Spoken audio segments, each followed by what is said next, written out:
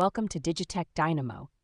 In today's project, we're going to build a gas detection system using an Arduino, an MQ-2 gas sensor, and a buzzer for alerting.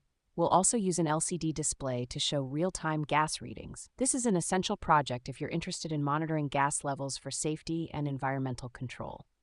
Here's what you'll need to get started: an Arduino board, an MQ-2 gas sensor, a 16x2 LCD with I2C interface, a buzzer, jumper wires, and a breadboard. The MQ-2 sensor is used to detect gases like LPG, smoke, and methane, making it perfect for fire safety and gas leak detection. Let's move on to connecting these components. First, connect the MQ-2 sensor.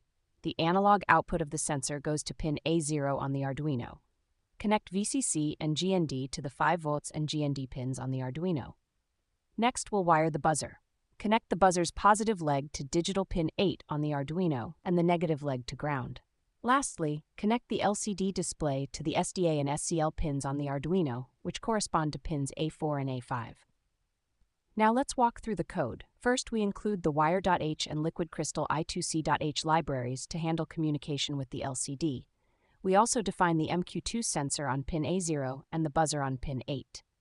In the setup function, we initialize the LCD, set the buzzer to the off state, and start serial communication to monitor the sensor readings on the serial monitor. In the loop function, we read the analog value from the MQ-2 sensor and print it on both the LCD and the serial monitor.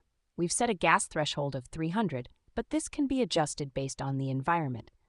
If the gas level exceeds the threshold, the buzzer will sound, and the LCD will display an alert.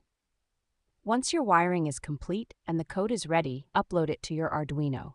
You'll see the gas level readings on the LCD in real time, and the buzzer will sound if dangerous levels of gas are detected.